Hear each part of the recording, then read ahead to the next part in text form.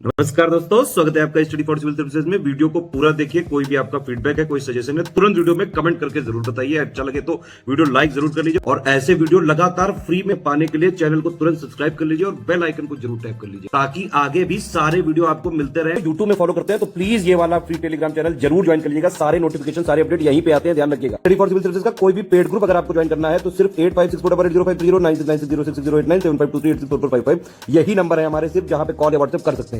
Instagram पे हमारा page जरूर फॉलो कर लीजिएगा, स्टडी फॉर सिविल .सर्विसेज है। ट्विटर पे हमको जरूर फॉलो कर लीजिएगा, @study for civils है।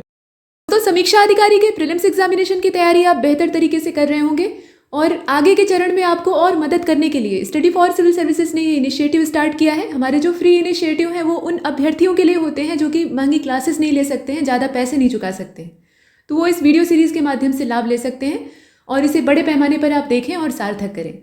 तो शुरू करते हैं। भारत और विश्व का भूगोल हम इस पूरी सीरीज़ में कवर करेंगे, जिसका कि पहला वीडियो आप देख रहे हैं। अगर आप हमारे पेड कोर्सेज ज्वाइन करना चाहते हैं जहां पे आपको पूरी PDF दी जाएगी, एक कंप्लीट स्टडी मटेरियल दिया जाएगा, साथ में पूरा गाइडेंस, आपके डाउट क्लियर किए जाएंगे, तो उसके लिए आप इन नंबरों पर संपर्क कर सकते हैं और यहाँ से संबंधित जानकारी प्राप्त कर सकते हैं। जब किसी भी परीक्षा की आप तैयारी करते हैं तो सबसे पहले आपसे कहा जाता है कि एक सिलेबस लीजिए उसका, यानी पाठ्यक्रम आपके हाथ में होना चाहिए और हमेशा आपके दिमाग में होना चाहिए। सिलेबस अगर आपको नहीं पता है तो आपकी दिशाहीन तैयारी होगी, आप मेहनत भी करेंगे और वो सार्थक नहीं होगी। और जब सिलेबस का पूरा आप एक रिव्यू ले लेते हैं, उसे अच्छे से देख लेते हैं, तो उसके बाद नंबर आता है विगत वर्षों के प्रश्नों का, यानी जो प्रीवियस ईयर क्वेश्चंस होते हैं। और किसी भी परीक्षा में जो बीते हुए वर्षों में पूछे गए प्रश्न होते हैं उनको अगर आप ध्यान से देखते हैं तो आपको परीक्षा का पैटर्न मालूम होता है। सिलेबस से आपको ये मालूम होता है कि क्या पढ़ना है, लेकिन कैसे पढ़ना है ये जानकारी होती है जो बीते हुए सालों के प्रश्न होते हैं वहाँ से। तो यहाँ हम चूँकि भूगोल देखने वाले हैं तो भूगोल से संबंधित जितने भी RO के एग्जाम में पूछे गए क्वेश्चन थे वो यहाँ दिए गए हैं। उन्हें देखकर आप आइडिया ले सकते हैं कि कैसे प्रश्न पूछे जाते हैं और आपको कौन सी दिशा में तैयार करना है। तो इन प्रश्नों को अपनी तैयारी का हिस्सा बनाइए। और पहला प्रश्न आप देख रहे हैं, ये सब पुराने प्रश्न हैं, पूछे गए हैं। सूची 1 को सूची 2 से सुमेलित करना है, मतलब सूची 1 को सूची 2 से सुमेलित करना है। और इसमें एक तरफ खनिजों के नाम दिए हैं और दूसरी तरफ उन उद्योगों का नाम दिया है जिसमें कि इन्हें बड़े पैमाने पर इस्तेमाल किया जाता है। तो इसमें पहला खनिज है आपका चूना पत्थर, दूसरा है कॉपर यानी तांबा, और फिर बॉक्साइट है जो कि एल्यूमिनियम का अयस्क है असल में, और मैग्नीज। इधर दिया हुआ है इनका उपयोग, जैसे कि सीमेंट उद्योग में बड़े पैमाने पर यूज़ किया जाता है, बिजली का सामान बनाने में इस्तेमाल होता है, हवाई जहाज का निर्माण करने में इस्तेमाल होता है, या इस्पात बनाने में। तो यहाँ नीचे उत्तर दे दिया है, वैसे भी आप इसे मिलान कर सकते थे, कुछ ज़्यादा मेहनत नहीं करनी है, ये आमने सामने पहले से ही दिए हुए। मतलब यह है कि चूना पत्थर का बहुत बड़े पैमाने पर इस्तेमाल होता है सीमेंट के निर्माण में, सीमेंट उद्योग में। और कॉपर जो है ये बिजली का सामान, बिजली के जो तार होते हैं उन्हें बनाने के लिए इस्तेमाल होता है। बॉक्साइट जो कि एल्यूमिनियम का अयस्क है, ये हवाई जहाज की जो प्लेटें हैं उसको बनाने के लिए उत्तरदायी होता है, मतलब बड़े पैमाने पर हवाई जहाज के निर्माण में इसे इस्तेमाल करते हैं। और मैग्नीज को तो आप जानते ही हैं, इस्पात उद्योग में ये बहुत भरपूर मात्रा में यूज़ होता है। तो मिलान करिएगा तो इसका जो A वाला ऑप्शन है वही सही होगा। अगले प्रश्न को देखते हैं। अगले प्रश्न में आपसे पूछ लिया गया, सीधा सीधा प्रश्न है कि ट्यूबवेल से सिंचाई करने के मामले में कौन सा क्षेत्र यानी कौन सा प्रदेश सर्वोच्च है, कहाँ पर सबसे ज़्यादा ट्यूबवेल से सिंचाई होती है। तो उत्तर प्रदेश में ही होती है। ट्यूबवेल से सिंचाई के मामले में हमारा यूपी जो है वो नंबर 1 है। तीसरे प्रश्न में यहाँ नंबर नहीं पड़ा है लेकिन क्रम से तीसरा है। तो एक तरफ पशु का नाम दिया है, दूसरी तरफ उसकी नस्ल दी है। ये कृषि से संबंधित प्रश्न है, पूछा जा सकता है। तो कौन सा इसमें से एक गलत है? तो आप देख रहे हैं कि भैंस की नस्ल है भदावरी। यहाँ से आपको जानकारियाँ भी मिलती हैं। देखिए, जब कोई भी प्रश्न श्रृंखला आप हल करते हैं, मतलब टेस्ट सीरीज हल करते हैं या PYQ आप सॉल्व करते हैं या कोई क्विज अटेम्प्ट कर रहे होते हैं, तो उसमें एक तरीका होता है उसको अटेम्प्ट करने का। सिर्फ आपको अपना सही विकल्प ही नहीं देखना होता है। आप अटेम्प्ट कर लेते हैं, मान लीजिए 50 क्वेश्चन है, तो आपने क्या किया, सारे 50 प्रश्नों को हल किया, उसमें से कुछ आपको नहीं आ रहे थे, आपने स्किप कर दिया, कुछ को तुक्का लगा के अटेम्प्ट कर दिया। बाद में आप मिलाते हैं कि कितने आपके सही हुए और आगे बढ़ जाते हैं। लेकिन उसकी एनालिसिस करनी चाहिए। आपको ये देखना चाहिए कि जो सही विकल्प हमने चुना वो तो ठीक है, लेकिन बाकी तीनों के बारे में आप क्या जानते हैं, जानते भी हैं या नहीं। और अगर नहीं जानते हैं तो उसकी इन्फॉर्मेशन आपको इकट्ठी करनी चाहिए। ये होता है वैल्यू एडिशन और यही एनालिसिस का फ़ायदा होता है। तो चलिए देखते हैं। भैंस की नस्ल है भदावरी, गाय की नस्ल है सिंधी, सिंध क्षेत्र की, और बकरी की नस्ल है जमुना पारी। जबकि दिया है कि भेड़ की नस्ल है थार पारकर। अब बताइए, तो इसमें बताने की आवश्यकता है भी नहीं, उत्तर दिया है भेड़ की नस्ल नहीं है थार पारकर। थार पारकर किसकी नस्ल है? ये भी गाय की है, ये भी गाय की ही एक प्रजाति। अगले प्रश्न को देखिए जिसमें कहा गया कि नाइजर, जिसे कि स्थानीय भाषा में रामतिल कहा जाता है। तो रामतिल एक तिलहन फसल है, तेल की फसल यानी तिलहन फसल है, जिससे कि पेड़ के हम लोग तेल निकालते हैं। तो इसके बीजों में तेल की मात्रा अच्छी खासी होती है, लेकिन कितनी होती है ये आपको यहाँ पूछा गया था, आपको बताना था। तो देखिए 37 से लेकर 47% इसमें तेल पाया जाता है, मतलब एक अच्छा अमाउंट तेल का पाया जाता है। बाकी जो इसकी खली है वो भी काफ़ी पोषक होती है और इसे खाना पकाने के लिए भी इस्तेमाल किया जाता है। अगला देख रहे हैं, प्रश्न पूछा गया है कि पौधों में गूटी लगाने का कार्य। अब कुछ लोगों के दिमाग में आएगा कि गूटी लगाना असल में क्या होता है, तो उसको भी यहाँ चर्चा किया जाएगा। गूटी लगाने का कार्य किस उद्देश्य की पूर्ति के लिए किया जाता है, मतलब ऐसा कौन सा पर्पज़ है जो कि इससे सिद्ध होता है। तो नीचे जो 4 विकल्प दिए थे उसमें से कीटों का नियंत्रण करने के लिए। तो वैसे भी पौधों में जो गूटी लगाने का कार्य है, इससे ये पता लग रहा है कि इनके कुछ रोपण या प्रवर्धन से जुड़ा हुआ है। आइडिया आप ऐसे भी ले सकते हैं, थोड़ा सा गेस कर सकते हैं। बाकी बीजों के अंकुरण और खरपतवार नहीं, इसका जो बी वाला ऑप्शन था वो सही था। असल में कायिक प्रवर्धन का ये तरीका है, ये अलैंगिक जनन की विधि होती है, जिसमें कि जो मूल पौधा होता है, मेन प्लांट होता है, उसमें कलम, तना या जड़ से नए पौधे उगाने का प्रयास किया जाता है। तो ये असल में क्या है, कायिक प्रवर्धन है।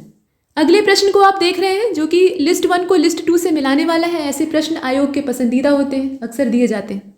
और इसमें अच्छी बात ये होती है कि 2 या 3 अगर आप मिला लेते हैं या कम से कम एक भी सही मिला लेते हैं तो बहुत संभावना होती है कि आप सही उत्तर तक पहुंच जाएंगे। फिलहाल यहाँ देखें, एक तरफ जो उत्पाद है उसका नाम दिया है, खनिज नहीं है, ये असल में फलों और जो वनस्पतिक उत्पाद हैं उनके नाम है, जैसे कि आम, लीची, नारियल, सेब सभी फल ही हैं। और सबसे बड़ा उत्पादक राज्य दिया हुआ है, मतलब किस फल का उत्पादन कहाँ पे बड़े पैमाने पर होता है। तो आम, लीची, नारियल, सेब, और इधर राज्यों के नाम आप देख रहे हैं, जम्मू कश्मीर, केरल, बिहार, उत्तर प्रदेश। विकल्प आसान है, आप आराम से इसमें से चुन सकते हैं। आप जानते हैं कि आम का सबसे ज़्यादा उत्पादन उत्तर प्रदेश में होता है टोटल, और लीची के लिए बिहार फेमस है, तो बिहार को आप मिला लीजिए। नारियल के लिए केरल और सेब के लिए जम्मू कश्मीर, ऐसे आपको मिलान करना था। तो इसका जो सही विकल्प था वो सी वाला हो जाता। इसके बाद अगले प्रश्न में चलते हैं, और अगला प्रश्न आपसे पूछ रहा है, इसमें 3 स्टेटमेंट दिए हैं।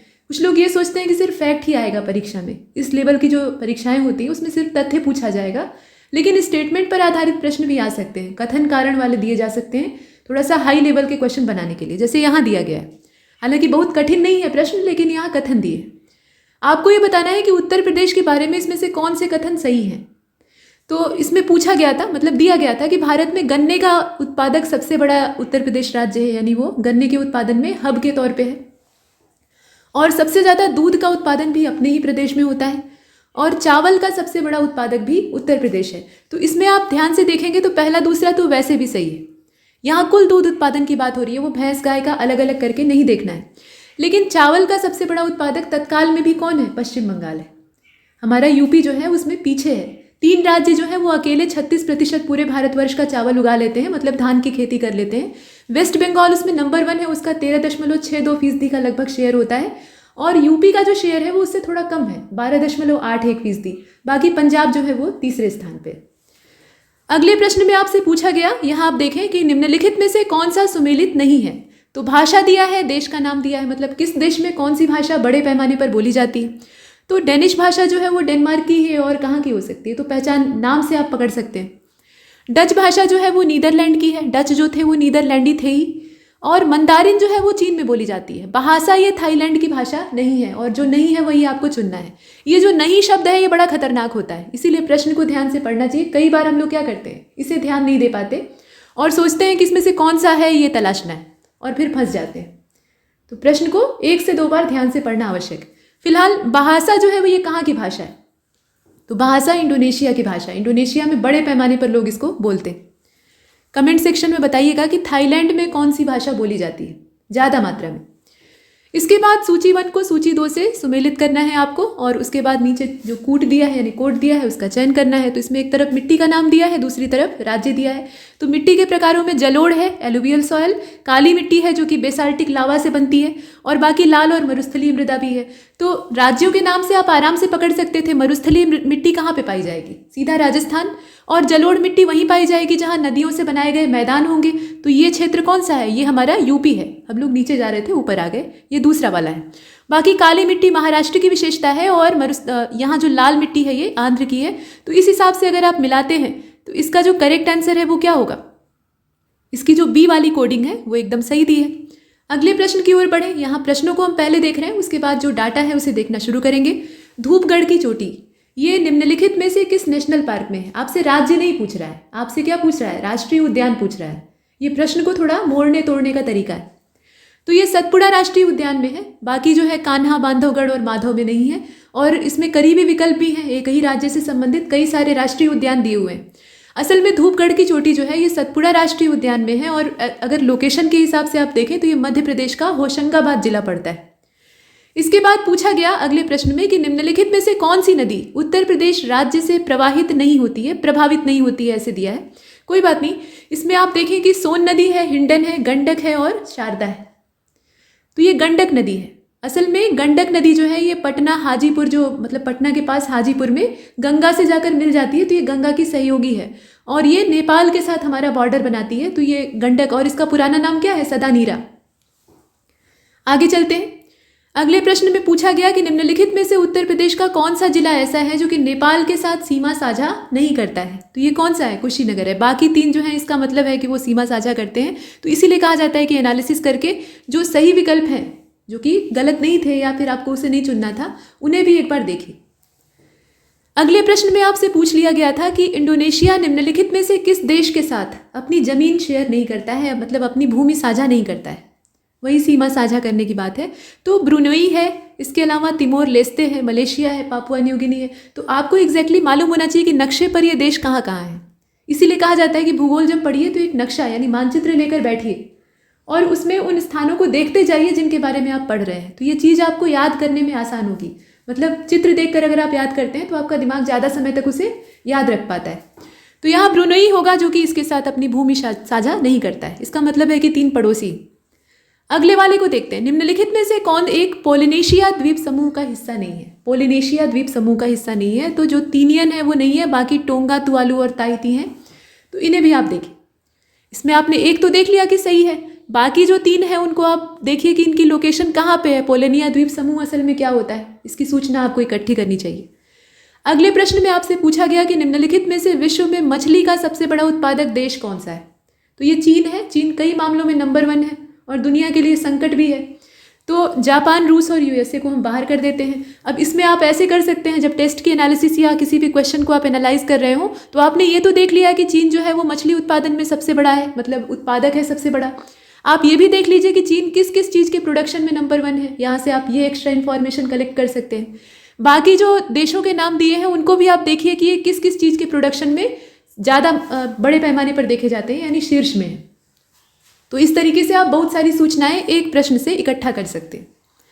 निम्नलिखित में से किस द्वीप को वादे की भूमि के रूप में जाना जाता है? तो ये मिंडनाओ है। ठीक है, मिंडनाओ को इस नाम से जानते हैं। अब फिर नीचे लिस्टिंग आ गई और लिस्ट में आपको एक तरफ देश का नाम दिया है, दूसरी तरफ राजधानी दे रखी है। देश के नाम में एंटीगुआ और बारबुडा दे रखा है। इसके अलावा डोमिनिका है, अल सल्वाडोर है, बाहामास है। मिलान किया है राजधानी से, तो देखिए एंटीगुआ बारबुडा जो है इसकी राजधानी है सेंट जॉन्स, ठीक दिया है। बाकी अल सल्वाडोर की राजधानी सैन अल्वाडोर है और बाहामास की है नासाऊ। लेकिन डोमिनिका की राजधानी सेंटो डोमिंगो जो दे रखी है, डोमिनिका की राजधानी रोसाऊ है, जिसे कि रोज भी कहा जाता है। और ये बहुत गरीब देश है, कैरिबियाई देश है और आर्थिक रूप से विपन्न है। तो इसके बारे में आप देखें। तो यहाँ हमने देखा। इसके बाद आगे बढ़ते हैं, अगले प्रश्न को देखिए। निम्नलिखित में से जो युग्म दिए हैं कौन सा सुमेलित नहीं है? तो इसमें रबड़ जो है ये थाईलैंड में प्रमुखता से उगाई जाने वाली फसल है। और कहवा जो है ये सुमेलित नहीं है, मंगोलिया से इसे मिलान करके रखा हुआ है। और यही वाला जो मैच है ये गलत है, बाकी सभी सही है। जैतून का स्पेन मिला लीजिए, गन्ने का आप ब्राज़ील मिला लीजिए। इसके बाद आगे बढ़ते हैं, अगले प्रश्न को देखिए। यहाँ पे राज्य और गर्म झरनों के नाम दिए। अब झरने जो है वो ठंडे पानी के ही सिर्फ नहीं होते हैं, वो गर्म पानी के भी हो सकते हैं। पृथ्वी के अंदर बहुत सारे रहस्य हैं और कितनी गर्मी है ये तो आप जानते ही। तो राज्य के तौर पे देखिए, हिमाचल प्रदेश का गर्म झरना है मणिकर्ण। उड़ीसा का है तप्ता पानी, जिसे कि तप्त पानी भी कहा जाता है। तप्त मतलब होता है गर्म, पानी आप जान ही रहे। महाराष्ट्र का है ब्रजेश्वरी और नारायणी जो है ये गुजरात का दे रखा है, जो कि सुमेलित नहीं है। अब आपको ये बताना है कि ये नारायणी गर्म पानी का झरना है कहाँ पे, इसकी भारत में लोकेशन किस राज्य में है। इसके बाद अगले प्रश्न को देखते हैं। यहाँ आपको कमेंट सेक्शन में इसका जवाब देना है। अगले प्रश्न को देखिए। निम्नलिखित में से कौन लौह इस्पात संयंत्र नदी के तट पर स्थित नहीं है? इसका मतलब है कि 3 जो है वो हैं, लेकिन भिलाई जो है ये नदी के तट पे नहीं है। बोकारो, जमशेदपुर और भद्रावती। आपको जब टेस्ट की एनालिसिस करनी होती है या क्वेश्चन की, तो उसमें आपको ये ढूंढना चाहिए कि फिर बोकारो किस नदी के तट पे है। या जमशेदपुर किस नदी के तट पे पड़ता है, भद्रावती कहाँ पे है और किस नदी के तट पे पड़ता है, इस तरीके से आप इसे देख सकते हैं। इसके बाद अगले प्रश्न में आपसे कहा गया कि तमरिया जनजाति ये भारत में किस राज्य में पाई जाती है। तो इसकी जो अवस्थिति है वो झारखंड की है, झारखंड के ये वासिंदे। पहले ये बिहार का पूरा हिस्सा था लेकिन अलग हो गया तो अभी झारखंड। निम्नलिखित में से कौन भारत की सबसे बड़ी मीठे पानी की झील है।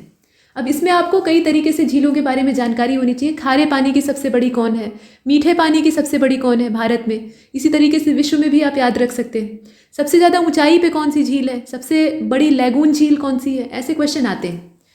तो वुलर झील जो है ये सबसे बड़ी मीठे पानी की झील है। ठीक है, भारत में सबसे बड़ी मीठे पानी की झील वुलर है। अगले को देखें, सूची 1 को। सूची 2 से आपको सुमेलित करना था। ऑस्ट्रेलिया के यहाँ पे प्रांत दिए हैं और राजधानी दे रखी है उनकी, जैसे प्रदेश की राजधानी होती है ठीक वैसे ही। तो न्यू साउथ वेल्स है, क्वींसलैंड है, विक्टोरिया है और वेस्टर्न ऑस्ट्रेलिया है। यहाँ ब्रिस्बेन, सिडनी, पर्थ और मेलबर्न का नाम दिया है जो कि राजधानियाँ हैं, शहर हैं, राजधानियाँ हैं। मिलान आपको करना था, तो इसका जो करेक्ट आंसर था वो सी था। इसका जो सी वाला विकल्प है वो सही है। इसमें आप कैसे मिलान कर सकते थे, तो आप जानते हैं कि न्यू साउथ वेल्स को आप सिडनी से मिलाएंगे, क्वींसलैंड को आप किससे मिलाएंगे, ब्रिस्बेन से मिलाएंगे, विक्टोरिया को आप मिला लेंगे मेलबर्न से। अब बचा आपका वेस्टर्न ऑस्ट्रेलिया, तो आप उसे किससे मिलाएंगे, पर्थ से मिला लेंगे। तो इसका जो करेक्ट आंसर था वो इसमें सी वाला था। इसके बाद अगले क्वेश्चन को देखिए। इसमें पूछा गया था आपसे कि निम्नलिखित में से कौन सा कोयला आधारित बिजली संयंत्र उत्तर प्रदेश में है। कौन सा कोयला आधारित बिजली संयंत्र जो है वो अपने यूपी में है।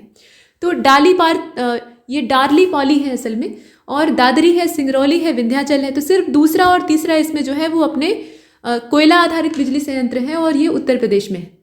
अच्छा, डार्ली पाली जो है या दरली पाली इसको कहा जाता है, ये कहाँ पे है आप जानते हैं। इसमें दूसरा और तीसरा तो हमने बाहर कर लिया, लेकिन ये जो डार्ली पाली है इसकी लोकेशन कहाँ पे है। ये ओडिशा का सुंदरगढ़ जिला है, वहाँ पे स्थित है। ये भी कोयला आधारित संयंत्र है लेकिन ये ओडिशा में है, उत्तर प्रदेश में नहीं है। तो फिलहाल इसका दूसरा तीसरा जो है वो यूपी में स्थित है। इसके बाद आगे अगले प्रश्न को देखें। पूछा गया कि निम्नलिखित में से कौन से देश बाल्टिक सागर के तट पर स्थित नहीं है। तो इसमें आप देख रहे हैं लातविया और पोलैंड ये बाल्टिक सागर के तट पे हैं, लेकिन स्वीडन और नॉर्वे ये बाल्टिक सागर के तट पे नहीं पड़ते हैं। तो इनको आपको बाहर करना होगा। पेयर वाइज दिया है तो इसमें चुनना आसान था। अगले वाले प्रश्न में स्टेटमेंट दे रखा है, हिमालय में त्रिशूल शिखर के संदर्भ में ये स्टेटमेंट है। कौन सा कथन सही है वो आपको तलाशना है। तो पहले स्टेटमेंट यानी पहले कथन में आपसे कहा गया कि यह उत्तराखंड के बागेश्वर जिले में पड़ता है। लोकेशन यहाँ याद रखनी। और यह चोटी जो है, त्रिशूल शिखर की बात हो रही है, तो शिखर है तो इसकी ऊंचाई आपको मालूम होनी चाहिए। तो यह चोटी 7,500 मीटर से भी ज़्यादा ऊंची है। ये दो जानकारियाँ हैं, सही इसमें से केवल पहला है। ये जो त्रिशूल शिखर है इसकी ऊंचाई यहाँ पर सही नहीं दी है 7,500। बाकी जो उत्तराखंड का बागेश्वर जिला है इसकी लोकेशन एकदम सही है। अगले वाले प्रश्न में पूछा गया कि निम्नलिखित में से कौन सी नदी घाटी यानी नदी बेसिन क्षेत्रफल में सबसे बड़ा है। निम्नलिखित में से यानी जो 4 हैं उनकी उसमें से 3 की तुलना में। तो ये जो नदियां हैं इसमें कावेरी, महानदी, नर्मदा, ताप्ती सभी दक्षिण की नदियां हैं। इसमें कावेरी का जो बेसिन है वो सबसे बड़ा है बाकियों की तुलना में। अगले प्रश्न में पूछा गया गंगा यानी गंगा नदी उत्तर प्रदेश में कौन से जनपद से प्रवेश करती है। तो बिजनौर से प्रवेश करती है। अगले वाले को देखते हैं। अगले प्रश्न में आपसे कहा जा रहा है कि बालकाश झील निम्नलिखित में से जो देश है उसमें से किसमें स्थित है। तो कजाकिस्तान में है। बालकाश की लोकेशन कहाँ है, कजाकिस्तान में।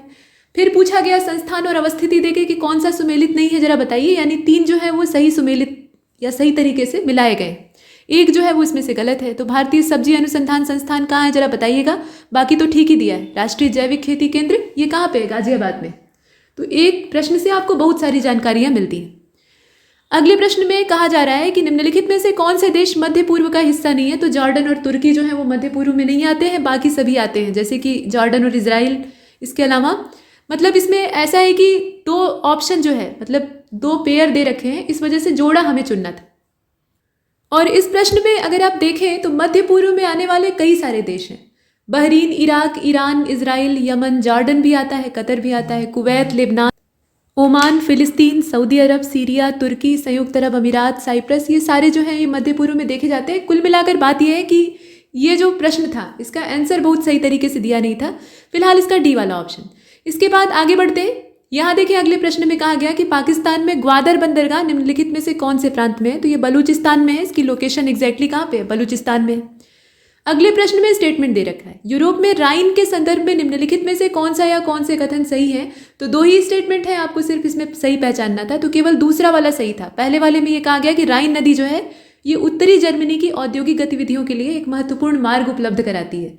तो यहाँ जो इसकी लोकेशन दे रखी है ना, वो सही नहीं थी, और जो सही कथन था वही आपको चुनना था। तो रॉटरडैम बंदरगाह जो है ये इसके मुहाने पे है, ये बात सही है। अगले प्रश्न में आपसे कहा जा रहा है कि प्रशांत महासागर के बारे में, प्रशांत महासागर में बहुत सारी चीज़ें हैं, तो एक है गैलापागोस द्वीप समूह, ये पूरा आइलैंड्स का ग्रुप है, और इसके संदर्भ में कौन सा कथन सही है ये आपको बताना है। तो 2 स्टेटमेंट दिए हैं। इसकी उत्पत्ति ज्वालामुखी गतिविधियों से हुई थी, तो टेक्टोनिक मूवमेंट से द्वीप प्रकट होते हैं, इसमें कोई संदेह नहीं है, और उसी में से ये एक है, ऐसा कहा जा रहा है, मतलब ज्वालामुखी उद्गार से ये उत्पन्न हुआ था।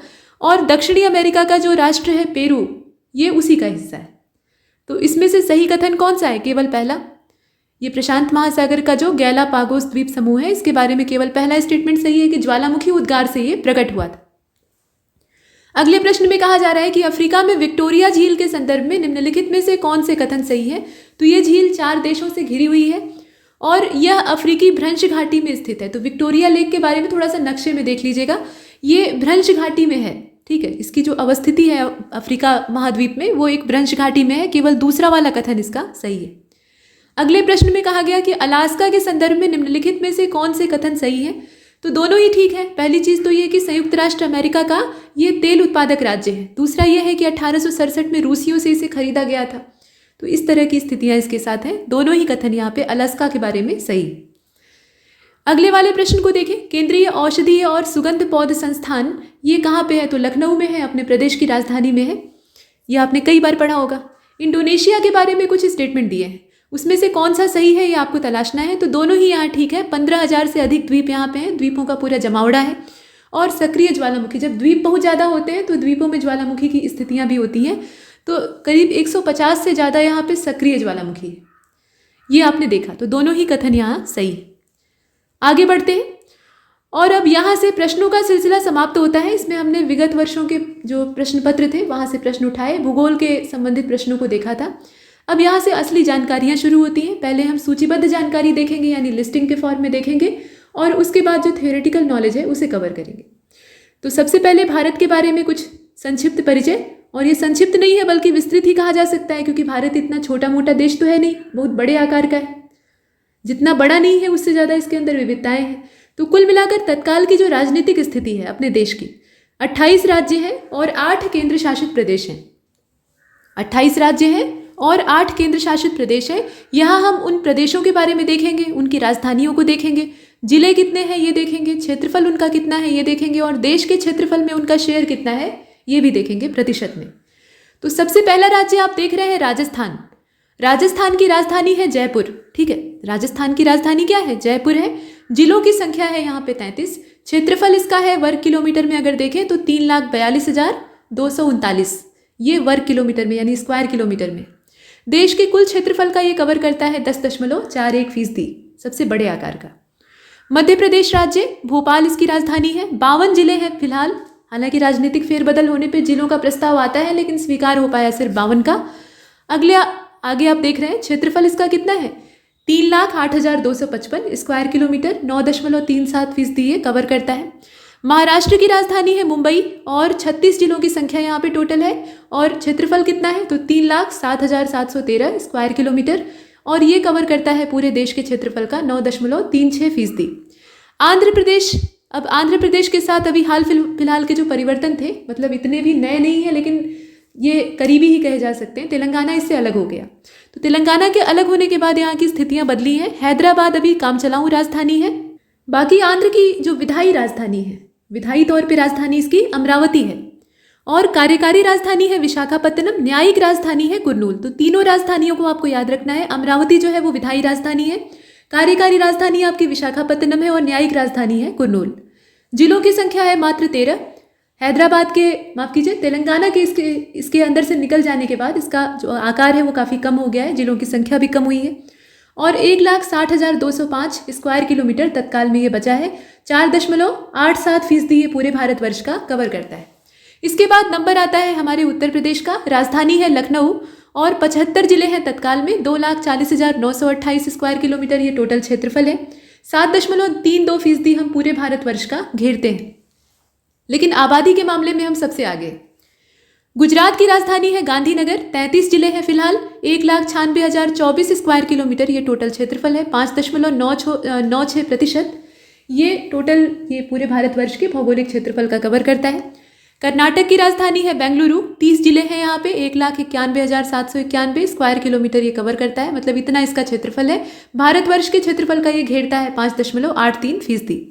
ओडिशा की राजधानी है भुवनेश्वर। 30 जिले हैं। 1,55,707 ये पूरा क्षेत्रफल का आंकड़ा है। देश के क्षेत्रफल का ये कितना कवर करता है, तो 4.73%। आगे बढ़े तो ओडिशा के बाद आप छत्तीसगढ़ को देख रहे हैं, जो कि मध्य प्रदेश से अलग हुआ राज्य है। और नया रायपुर अटल नगर जो है वो इसकी राजधानी है। 27 जिले इसमें हैं। 1,35,191 स्क्वायर किलोमीटर ये टोटल इसका क्षेत्रफल है। और 4.11% ये पूरे भारतवर्ष का ढकता है। तमिलनाडु की राजधानी चेन्नई है। 37 जिले हैं इसमें और 1,30,058 स्क्वायर किलोमीटर ये इसका पूरा क्षेत्रफल है। 3.95% या फीसदी आप कह सकते हैं, ये भारतवर्ष के भौगोलिक क्षेत्रफल का कवर करता है। बिहार की राजधानी है पटना। 38 जिले इसमें हैं और क्षेत्रफल जब से झारखंड इससे अलग हुआ तब से इसका क्षेत्रफल और खनिज संपदा दोनों ही कम हो गए और 94,163 ही वर्ग किलोमीटर में मात्र ये बचा हुआ है। देश के क्षेत्रफल का ये कवर करता है 2.86%। पश्चिम बंगाल। पश्चिम बंगाल की राजधानी कोलकाता। बंगाल एक बहुत बड़ा प्रोविंस था, लेकिन अंग्रेज़ों ने इसके टुकड़े किए और बाद में ये जो टुकड़े हैं ये ठीक से जुड़ नहीं पाए और एक छोटा सा हिस्सा हमारे पास आया, बाकी जो है वो छिन्न भिन्न हो गया। तो पश्चिम बंगाल की राजधानी है कोलकाता। 23 जिले फिलहाल इसमें है। 88,752 स्क्वायर किलोमीटर ये टोटल इसका क्षेत्रफल है और 2.69% ये पूरे भारतवर्ष का घेरता है। अरुणाचल प्रदेश की राजधानी है ईटानगर। 26 जिले इसमें हैं। 83,743 इसका स्क्वायर किलोमीटर में क्षेत्रफल है।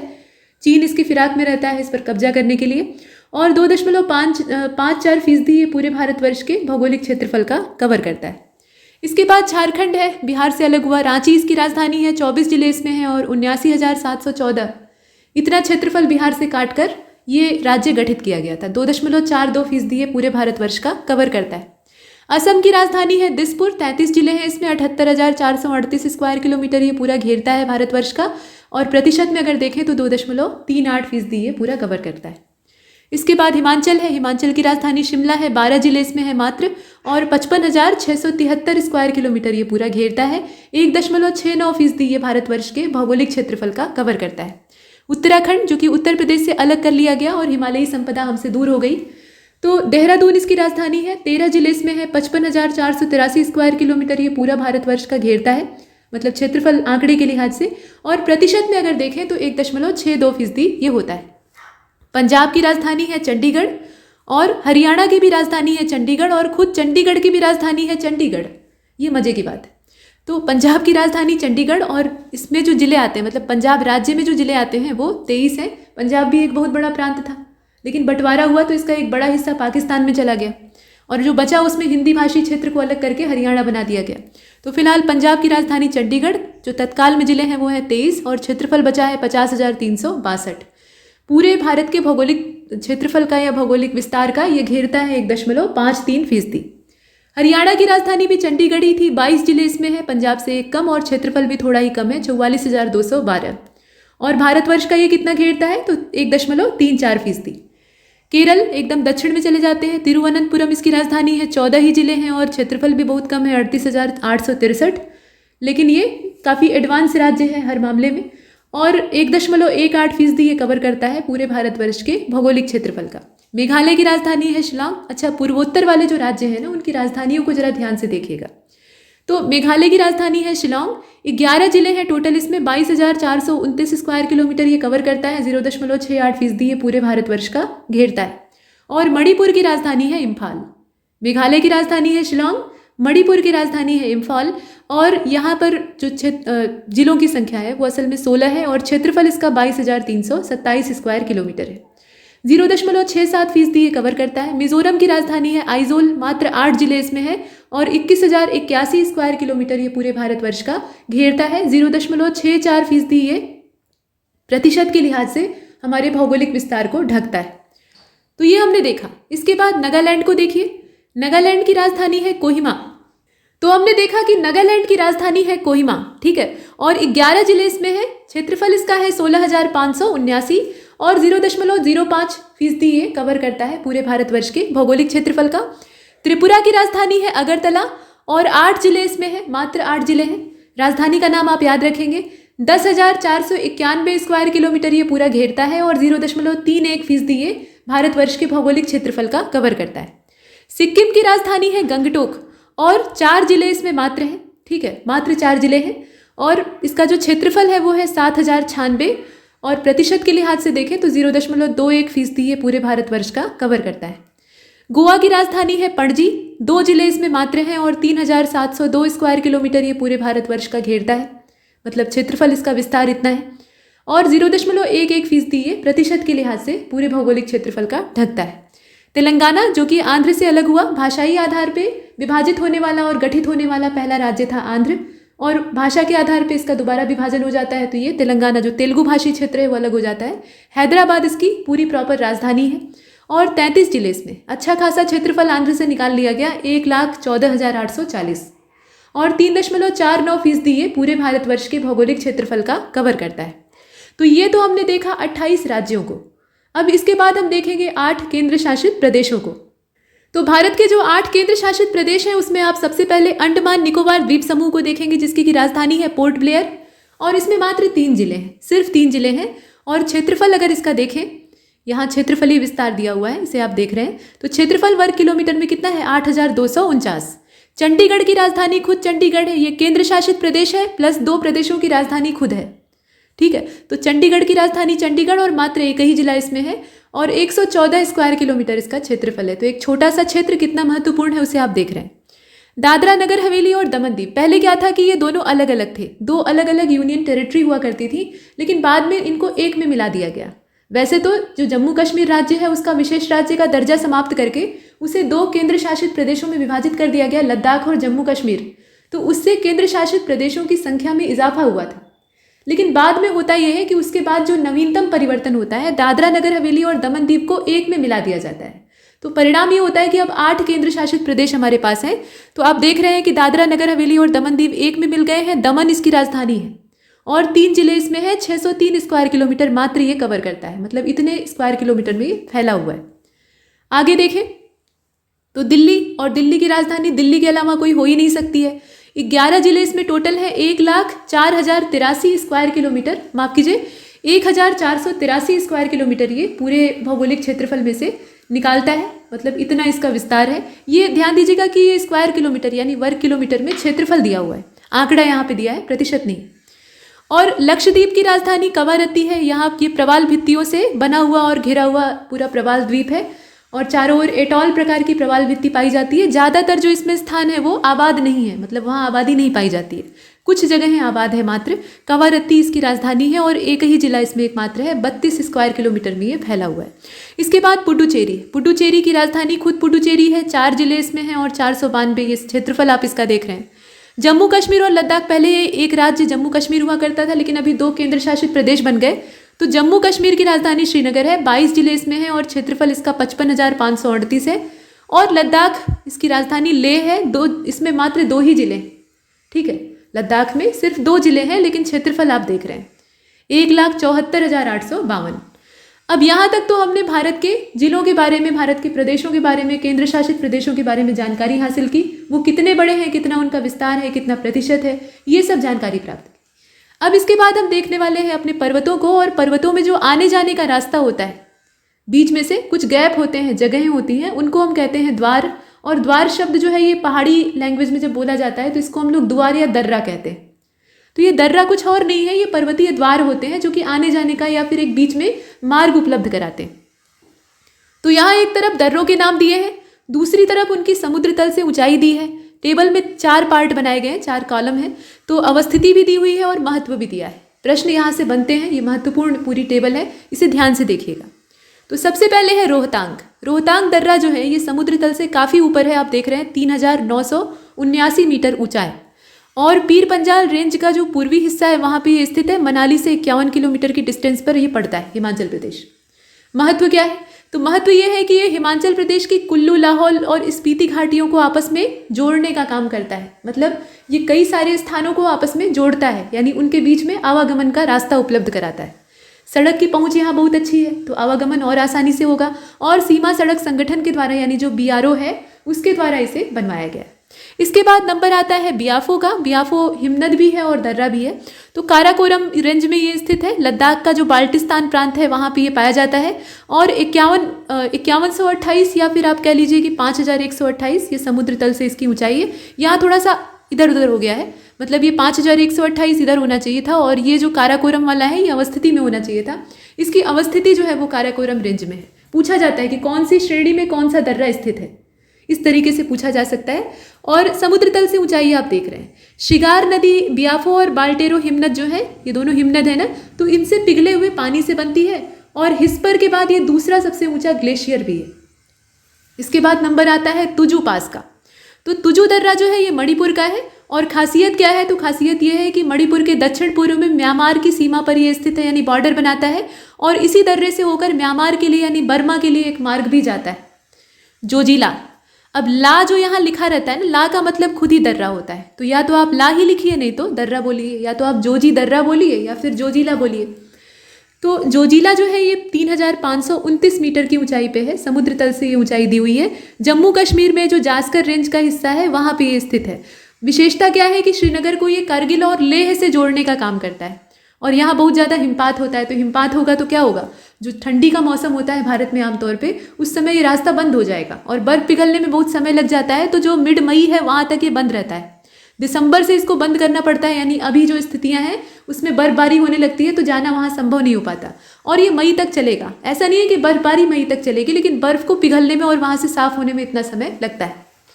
तो सीमा सड़क संगठन, माफ कीजिए, सीमा मार्ग संगठन इस मार्ग के लिए पथ प्रदर्शक है, यानी वही वहाँ पे काम करता है, सक्रिय रहता है।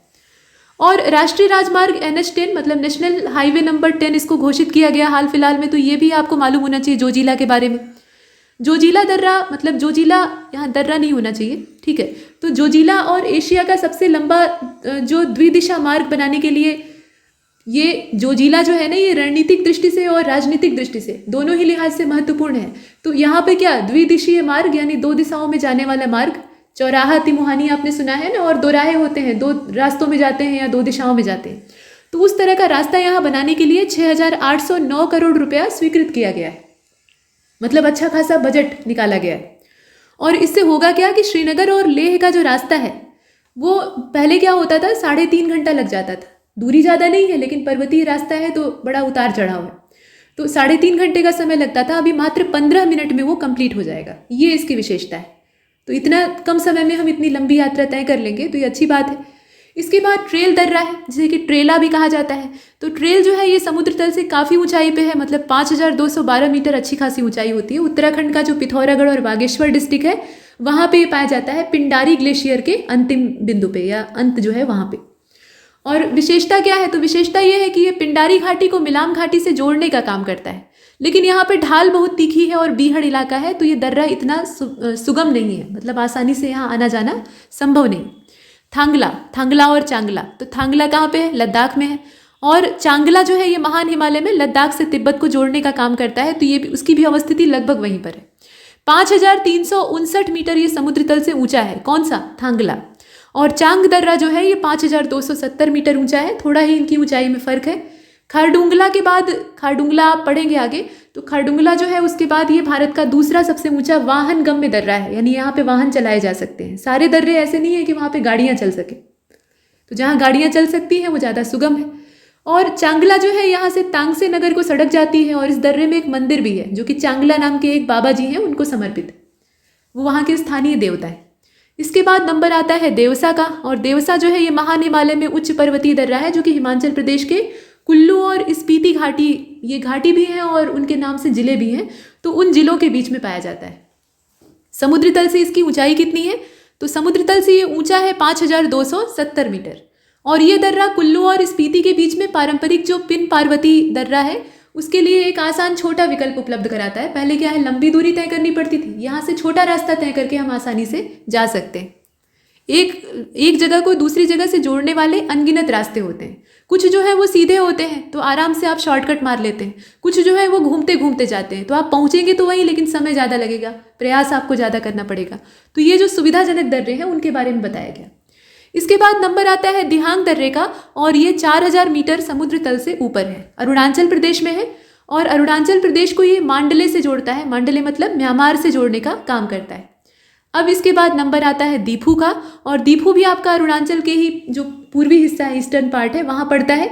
और ये दीफू दर्रे को आप देख रहे हैं, ये भी म्यांमार से इसे जोड़ने का काम करता है। खासियत इसकी क्या है कि ये पूरे वर्ष खुला रहता है, कभी भी बंद नहीं करना पड़ता इसको, यानी ये सुगम है। इमिसला की ऊंचाई समुद्र तल से है 4500, बहुत ज़्यादा नहीं है, बहुत कम भी नहीं है। संघ शासित क्षेत्र लद्दाख जो है और चीन अधिकृत जो तिब्बत का हिस्सा है, मतलब तिब्बत को चीन ने अपने अधिकार में ले रखा है काफ़ी समय से। ल्हासा की संधि हुई थी, उसके बाद से ये चीज़ें परिवर्तित होती हैं।